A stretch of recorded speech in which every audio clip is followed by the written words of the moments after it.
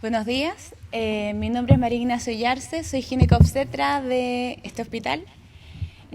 Trabajo en el equipo de alto riesgo obstétrico y, como bien dijo el jefe, voy a hablarles sobre predicción de parto prematuro en el subgrupo de pacientes sintomáticas. Declaro no tener conflictos de interés con respecto a esta presentación. A modo de introducción, el parto prematuro es una de las complicaciones más frecuentes que ocurren en el embarazo. A nivel mundial afecta al 11% de los recién nacidos vivos, de allá abajo en la bibliografía, con un total de 15 millones recién nacidos en el mundo por año que son prematuros. Es la primera causa de mortalidad en Chile y en nuestro hospital también. Y evidentemente, como ya sabemos, está asociada a morbilidad y mortalidad perinatal. En Chile, bueno, esta tasa del 11% es a nivel global. En Chile, en el 2016, según los datos del DEIS, nuestro porcentaje es 8,2, que ha ido en aumento en forma histórica últimamente, y en nuestro hospital es 11%, que es bien cercano al dato mundial. El parto prematuro es una frecuente causa de hospitalización, descrito que puede corresponder hasta un tercio de las pacientes hospitalizadas en algunos servicios, algunos registros, y sabemos que más del 85% de las pacientes que son hospitalizadas por amenaza de parto prematuro no tiene el parto dentro de los siguientes 7 días desde la hospitalización, y que es más, 50% de las pacientes que han sido hospitalizadas por esta causa tienen su parto a término. Entonces, en estas pacientes, en el 85% de las pacientes que hospitalizamos, con este diagnóstico estamos haciendo intervenciones que serían innecesarias, como la aplicación de tocolíticos y corticoides, que sabemos que no son inocuas y que tienen su beneficio idealmente entre los primeros 7 días. Por ende, todas las estrategias han ido a seleccionar a pacientes de mayor riesgo que sí se van a beneficiar de las intervenciones descritas. Y tomando en consideración, bueno, como dije, en verdad una hospitalización innecesaria está escrito en Estados Unidos que cuesta $20.372. ¿Ya? Entonces tiene un costo económico, tiene un costo iatrogénico, tiene un costo emocional también para la paciente cuando la hospitalizamos con este diagnóstico, sabiendo que lo más probable es que sí, que estas pacientes que hospitalizamos, lo más probable es que no tengan su parto aquí a 7 días.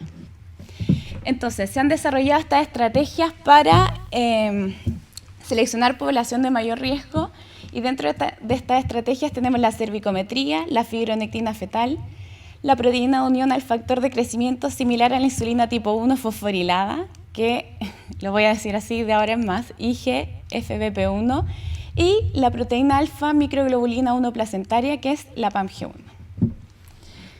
Ahora vamos a hablar brevemente de cada una por separado.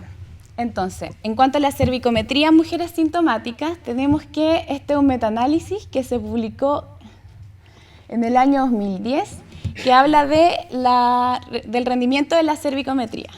Y acá tenemos un gráfico, no se nota tanto, pero acá tenemos un gráfico en el que muestra los distintos puntos de corte y la sensibilidad y especificidad, la sensibilidad en negro y la especificidad en cuadros blancos, para los distintos puntos de corte de la cervicometría.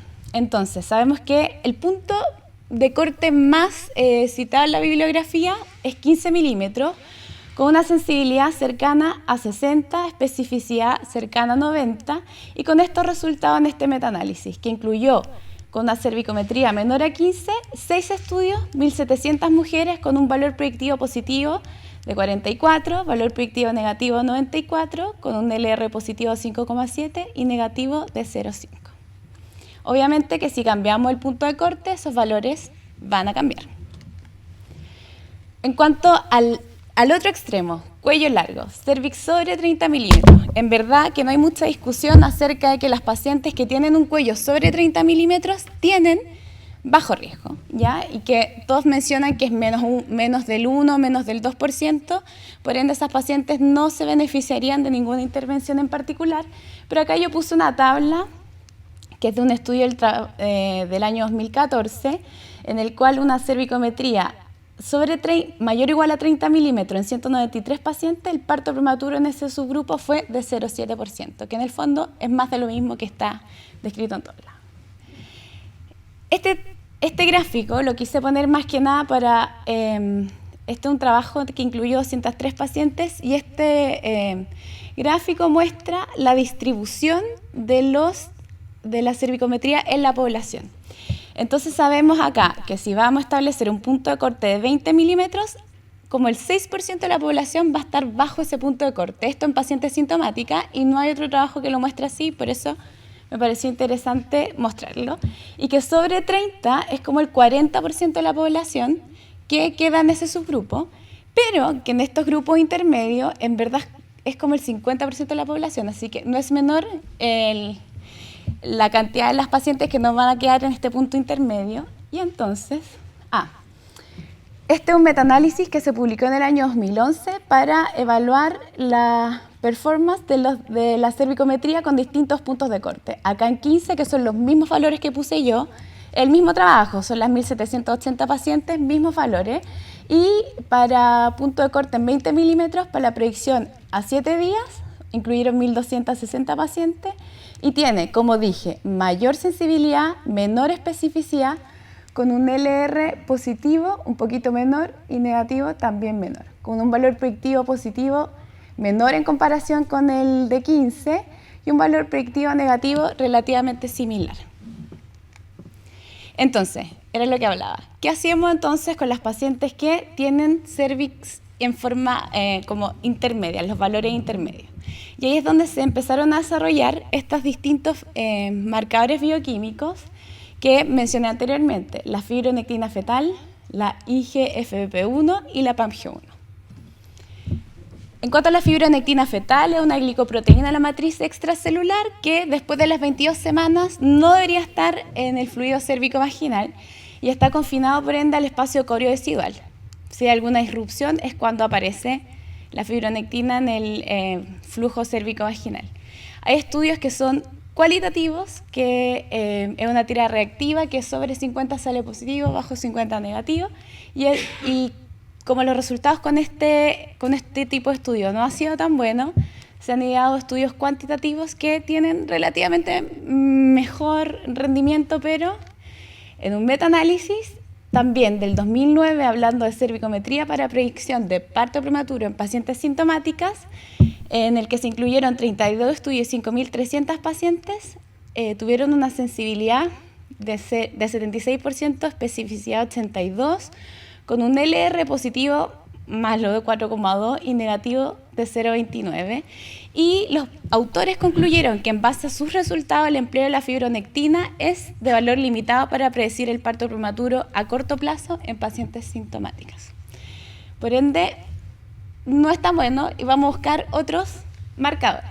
Y acá aparece la IGFBP1, que es también producido por las células de la adhesiva y servirá el flujo cérvico-vaginal posterior al daño tisular de la interfase coriodecidual.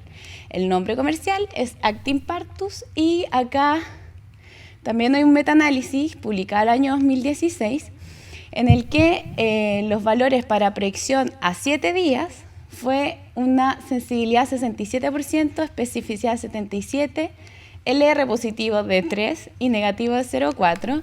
Los autores concluyen que tienen utilidad para identificar pacientes sintomáticas que no tendrán su parto entre las siguientes 48 horas, pero la habilidad para identificar a las pacientes de riesgo de parto prematuro es limitada. O sea, es buena descartando, pero no nos va a decir qué grupo de pacientes son las que finalmente van a tener su parto, que es lo que nosotros queríamos conseguir utilizando marcadores bioquímicos.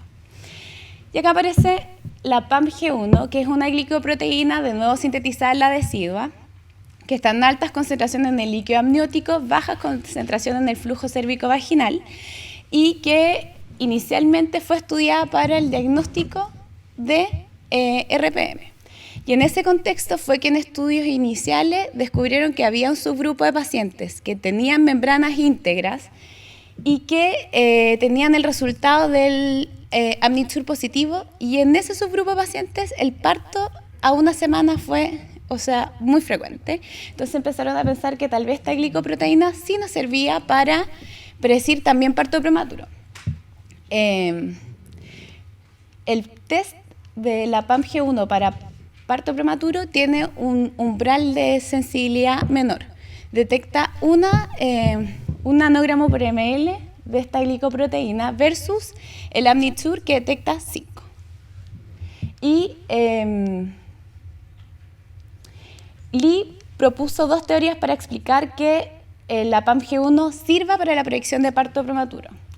La primera es que la PAMG1 fuera trasudada por poros coreamnióticos en las membranas fetales durante las contracciones fetales y que haya degradación de la matriz extracelular de las membranas fetales por el proceso inflamatorio, el trabajo de parto y o la infección, que determina que que permee en el fondo la PAMG1 a través de la matriz extracelular de las membranas fetales.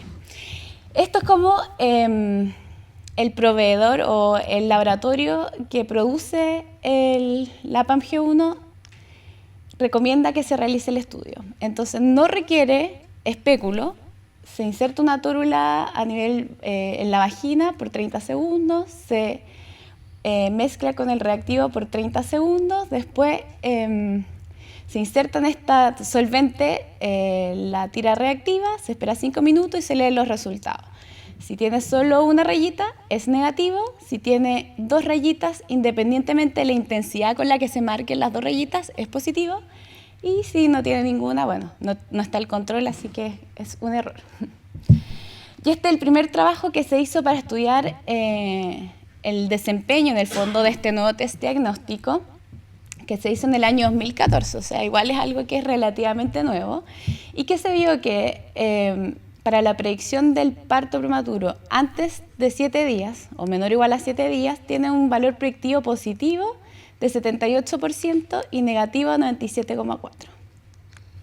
Por ende, ahí los autores, en el fondo, concluyeron que, a diferencia de los otros test, es muy bueno prediciendo las pacientes que sí van a tener su parto prematuro porque tienen un valor predictivo positivo muy superior al resto.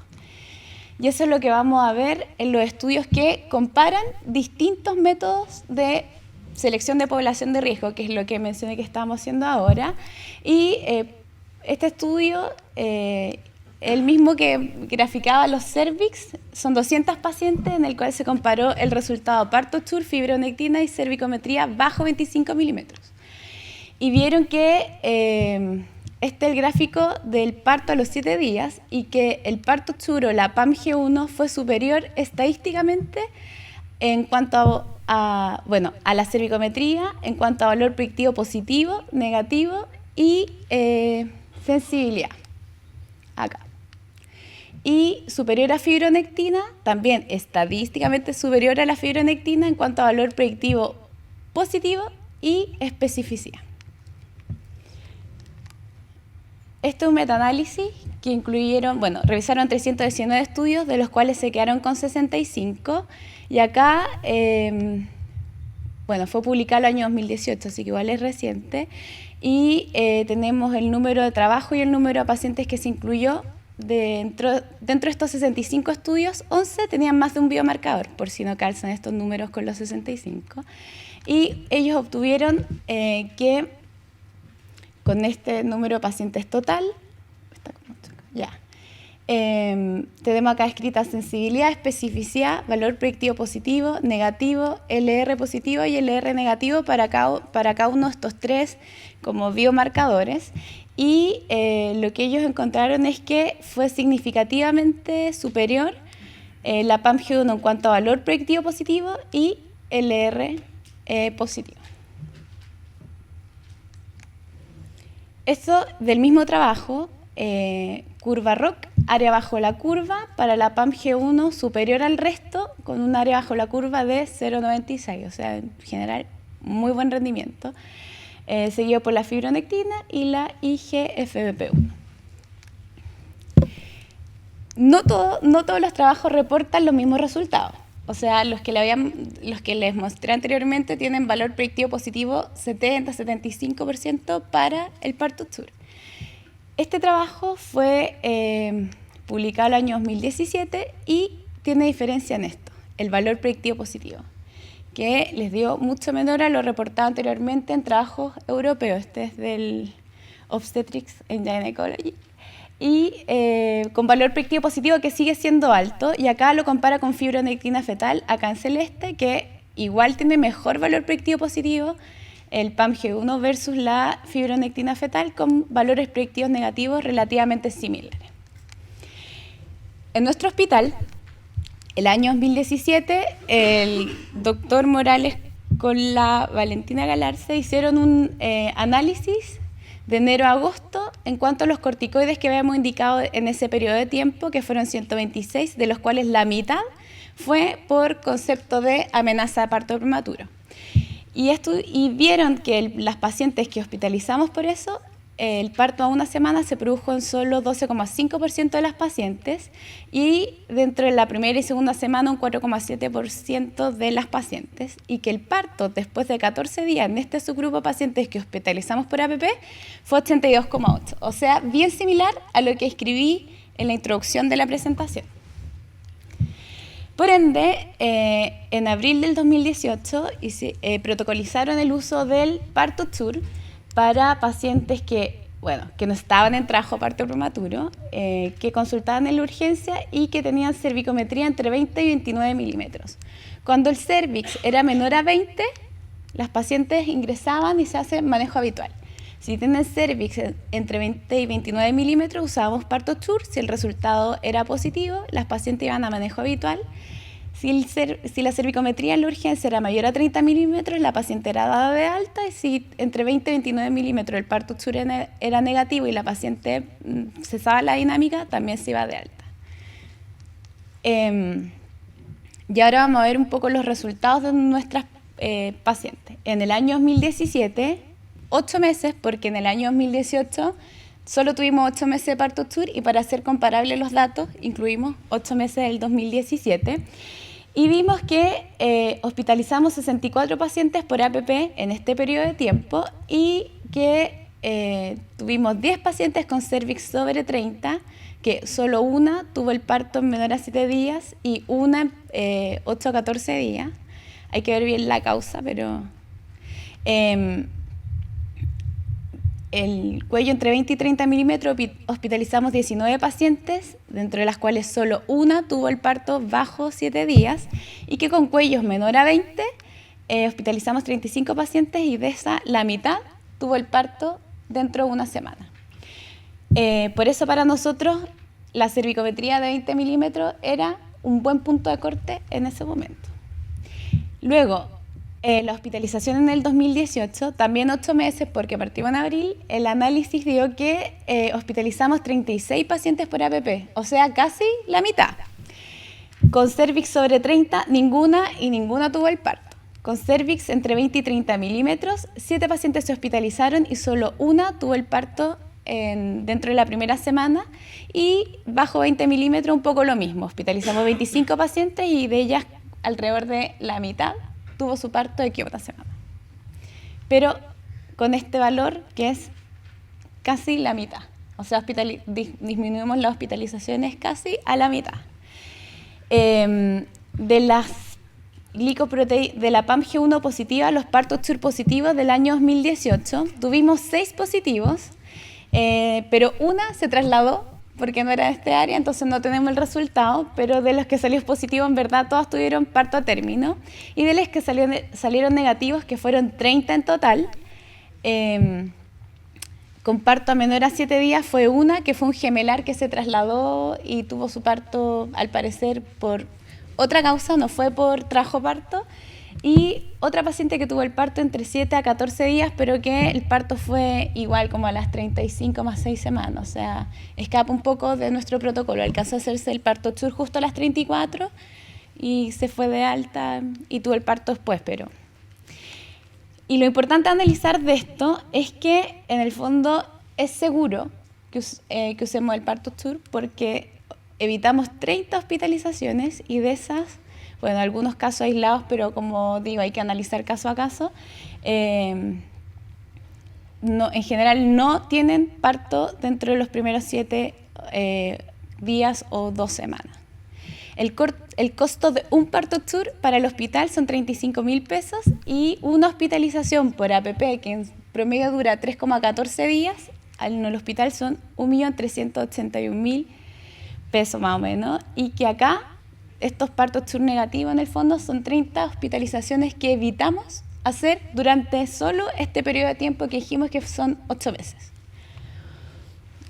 Acá un trabajo que hizo el doctor Morales con Valentina Galarce, que se va a presentar en el Congreso de Medicina Perinatal de este año y va a salir publicado en esta revista, y que ellos hicieron un análisis un poco más extenso de lo que les mostré anteriormente, de abril del 2018 a abril del 2019, con 60 pacientes entre 24 a 33 más 6 semanas y con cervix entre 20 y 30 milímetros, como dice nuestro protocolo, de las cuales 18% de las pacientes tuvieron el examen positivo y el 82% examen negativo. Y ellos sacaron sus valores de valor predictivo positivo a los 7 días, que es de un 18%, y negativo de un 96%, que es más similar al último trabajo que les mostré, que salió publicado con un valor predictivo positivo no tan espectacular como el que nos han mostrado inicialmente los trabajos. Y a los 14 días, más o menos similar, mismo valor predictivo positivo y valor predictivo negativo, la verdad, bastante similar. Como conclusión, las pacientes que se ingresan por APP es poco probable que tengan su parto dentro de la primera semana. Se deben establecer estrategias para seleccionar población de riesgo en forma, digamos, más idónea. La cervicometría asociada a PAMG1 es una estrategia eficaz, segura y costo efectiva, y los resultados locales de nuestro hospital son concordantes con la literatura revisada. Muchas gracias.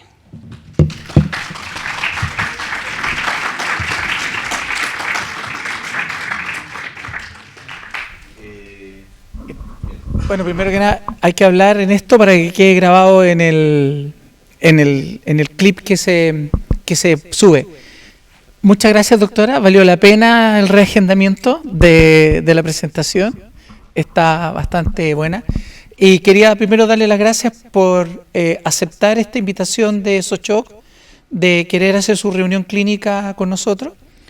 Es una idea para nosotros bastante buena, lleva casi 3 años, que se llama Sochoc va al hospital, porque para los que son jóvenes y no estuvieron, antes se hacía la reunión clínica de obstetricia en el auditorio de la Clínica Alemana, que era el tercer martes de cada mes, y el promedio de concurrencia era entre 5 y 10 personas, iba muy poca gente, y no quedaba registro, y había presentaciones sumamente buenas. Entonces hicimos un cambio de estrategia, también gracias a nuestro equipo, que es el canal Sochoc, y vimos que podíamos llegar a una mayor cantidad de personas si grabábamos esto, no lo hacíamos en tiempo real, sino que se subía a nuestra plataforma. Y es interesante, después yo lo voy a hacer llegar a ustedes, cuál es la métrica de las presentaciones, y son increíbles la cantidad de personas de todo nuestro país que la bajan, y la cantidad de gente que nos ve es mucho más de lo que nosotros pensábamos. Porque, por ejemplo, temas de, por tanto, si hicimos parto en inmigrantes, estreptococo, más o menos bajan la presentación entre 1.000 a 1.200 personas. O sea que es mucho más que este auditorio. Y tenemos la métrica de a dónde lo bajan, etcétera. Entonces es interesante para el feedback de ustedes, según el tema, cuánta gente lo puede ver. Sí que estamos contentos de mantener, hemos ido prácticamente a todos los hospitales, San José, etcétera, etcétera, etcétera. Hemos estado los hospitales clínicos, universidades, hospitales carabineros, etcétera. Porque en todas partes hay mujeres que nos interesa como sociedad. Sí, queríamos darle las gracias por haber aceptado esta doctora, esta invitación a estar en su reunión clínica. También los felicito por el hospital. Yo no he venido al hospital, precioso hospital. Estaba hablando aquí con el jefe, la forma de trabajar, y me parece súper interesante cómo es la dinámica de ustedes.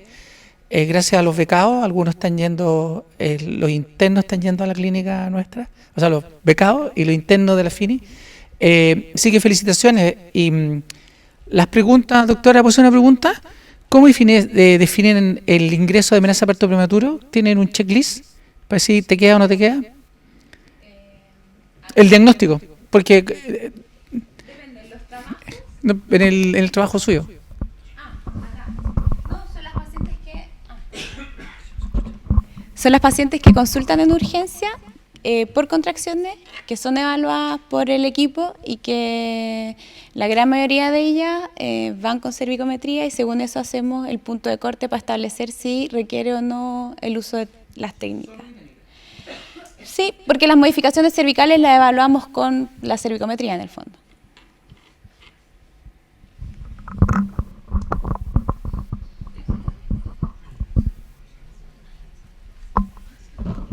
Hola, buen día. Felicitarte por la presentación. En cuanto a la pregunta del doctor Pomer, si está claramente establecido en el protocolo cuál es la dinámica que se usa. Se utiliza dinámica uterina de 4 en 20 minutos en un chabón 1 hora para considerar a una paciente en amenaza de parto prematuro. Se hace una cervicometría y se define entre 20 y 30 según el primer protocolo, pero actualmente ya estamos ocupando el parto Schurz desde 15 milímetros. Y si la paciente vemos que tiene dilatación sobre 3 centímetros, sale inmediatamente del protocolo. Es importante decir algunos datos técnicos que no son menores. La alfa-glicoproteína es una proteína que se produce en la decidua a muy altas concentraciones, que va entre 2.000 y 25.000 nanogramos, pero que también se produce en la sangre. Generalmente está en concentración entre 5,25 y a nivel cervical bajo 0,2. Es por eso tener importante como claro que los puntos de corte son distintos si es RPM o si es parto pretérmino. En RPM el punto de corte es 5, por lo tanto la sangre no va a servir como falso positivo. Pero en parto pretérmino el punto de corte es 2, por lo tanto si hay una cantidad de sangre que supere el ml o más, sí puede servir como falso positivo para un parto prematuro. Por eso es que el valor predictivo positivo no es tan bueno, porque muchas veces en nuestro trabajo ha habido sangre, de la cual se limpia, pero igual pueden quedar restos de esta proteína. Se supone que técnicamente después de realizar un examen ultrasonográfico hay que esperar media hora luego de realizar un aseo vaginal para realizarlo.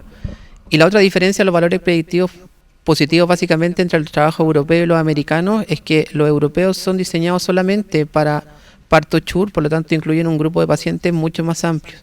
En cambio los americanos, sobre todo en el último que mostraste, que fue realizado en 15 hospitales distintos, se compara con fibronectina, por lo tanto el grupo de pacientes a elegir tiene que cumplir los criterios de inclusión de la fibronectina. Entonces salen pacientes que hayan tenido actividad sexual 24 horas antes, salen pacientes que tienen sangrado porque la fibronectina no es aplicable. Por eso es que los valores predictivos positivos son tan distintos dependiendo si el trabajo viene del grupo americano o del grupo europeo.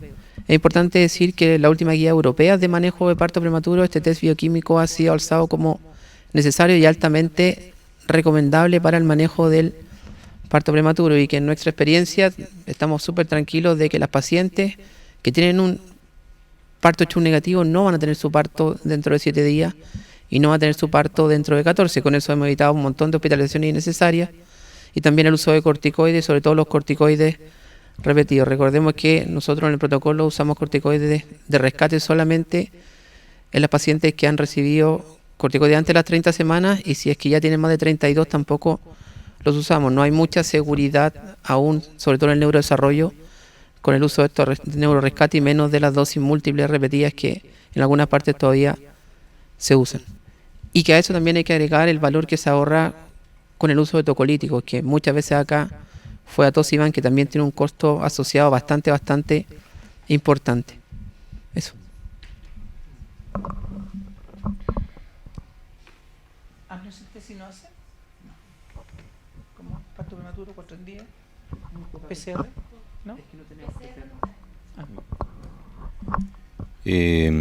Bueno, felicitaciones, Ignacia. Muy buena la presentación, muy clara. Bueno, yo como en mi rol de jefe de servicio simplemente quería recalcar un poco nuevamente, como lo he hecho en otras ocasiones, de lo positivo que es ver cuando el equipo va tabulando sus datos y va mostrando su experiencia y va ajustando su conducta de acuerdo a la experiencia que va obteniendo, ¿ya? Yo siempre le insisto a los internos, a los becados, esto es medicina basada en la evidencia, no el estar leyendo paper y estar ajustando la conducta cada vez que leemos una publicación nueva, ¿ya? Yo creo que los números están más que claros. Creo que, como bien mencionó Francisco, este es un test que nos ayuda muchísimo a sacar a aquellas pacientes que no van a tener parto prematuro. Si bien es cierto, todavía queda un grupo significativo, por lo menos ayuda a retirar una gran cantidad de pacientes.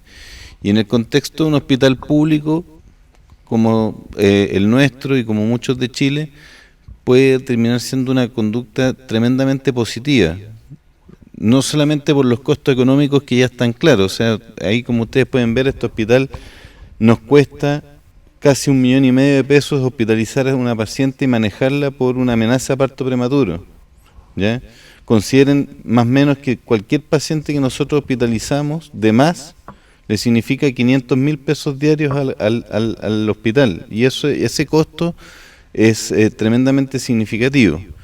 Pero por otro lado también se abren ciertos costos de oportunidad que se llaman, ¿no es cierto?, al liberar camas que pueden ser utilizadas por otros pacientes, ¿no es cierto?, en el contexto de que gran parte de los hospitales públicos están colapsados prácticamente. Entonces estas son estrategias tremendamente positivas y a la cual, aprovechando que además nos están viendo o nos van a ver probablemente a nivel nacional, los otros equipos se atrevan también a tomar conductas en este sentido. Así que te agradezco, Ignacia, por el trabajo de preparar la presentación, de mostrarnos los datos y eso. No sé si alguien más tiene algún comentario, pregunta. ¿No?